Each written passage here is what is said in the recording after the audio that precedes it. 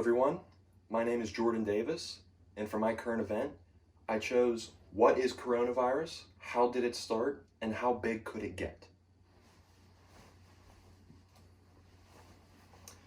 Now, to summarize my current event, the COVID-19 is closely associated with severe acute respiratory syndrome, also known as SARS. Now, the SARS is very similar to the COVID-19, but it is not the COVID-19, as it is a cousin of the COVID-19. Coronaviruses are a family of viruses that cause diseases in animals. So this means coronavirus, when we use the term, that is not technically the correct term. The correct term is COVID-19, as coronaviruses can mean many different viruses. So COVID-19 results in 80% of cases resulting in a light infection, which means that most people, if they do have the symptoms of the coronavirus, it thankfully is a light implementation of the virus.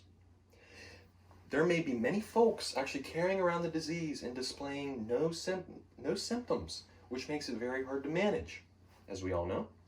Around 20% of COVID-19 cases are considered severe. Death rate varies from 0.07% to 3%. Source of the coronavirus is believed to be a wet market in Wuhan. This wet market in Wuhan sold both dead and live animals, including fish and birds. And as we know, the bat. Severe symptoms include pneumonia, shortness of breath, respiratory failure, septic shock, and multiple organ failure.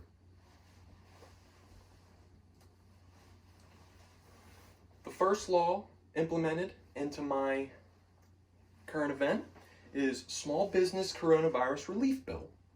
President Donald Trump signed this bill for $484 billion. $321 billion of those dollars for additional funding for small business loan program. Now, to get deeper into the law, more specifically, this includes $60 billion for little lenders, $60 billion for small business disaster loans and grants, $75 billion for hospitals, and $25 billion for coronavirus testing. This adds to a previous $2 trillion measure called the CARES Act, which includes cash payments for people, still has funds for little businesses, corporations, and public health.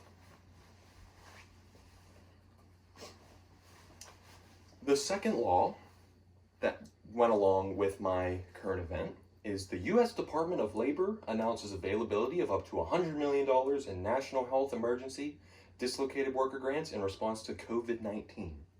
Now, this law states that the U.S. Department of Labor will supply up to $100 million for dislocated worker grants, also known as DWGs. These participants include dislocated workers, workers who were laid off as a result of the disaster, self-employed individuals who are unemployed for unemployment reasons, or long-term unemployment individuals.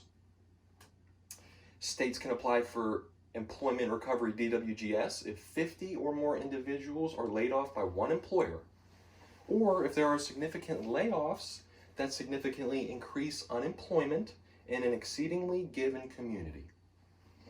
The point of this law is to improve working conditions, advance opportunities for profitable employment, and assure work-related benefits and rights.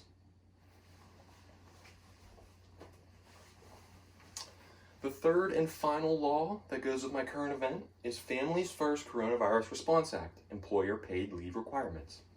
The FFCRA, which is the shortened version of the law, requires certain employers to supply their employees with paid leave or expanded family and medical leave for specified reasons associated with the COVID-19 outbreak.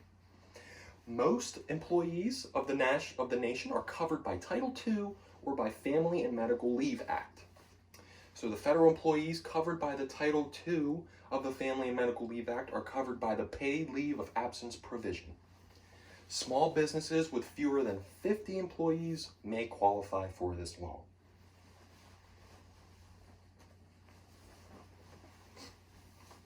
So the GDPR of my current event is, as the coronavirus pandemic has spread through Europe, data protection authorities, also known as DPAs, have faced questions. An example of a question is how far employers and other organizations can get into terms of asking people personal and medical related information to safeguard the remainder of the general public at large. France and Italy made clear signals very ahead of time that employers must not actively collect information about their employees' state of health. Lawyers have sold the death of consistency may lead to greater confusion among companies about how they legitimately ask pertinent health-related inquiries to employees and third parties without breaching the GDPR and other privacy legislation. In many European countries, companies are already laying workers off in droves and asking them to require unpaid leave for up to a few months, so there is no need for them to stress about asking health-related questions anymore. And as you can tell from what I'm telling you, the coronavirus, more specifically the COVID-19, has affected the world in a very negative way, and there are being new laws implemented each and every day to try to benefit the whole country and try to make it as easy as it can for all of us.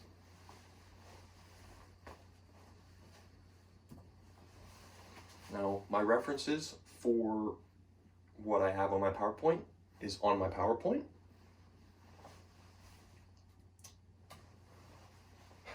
So that is my presentation. Hopefully you guys enjoyed. Yeah, stay safe during this outbreak, and that's it. Thank you.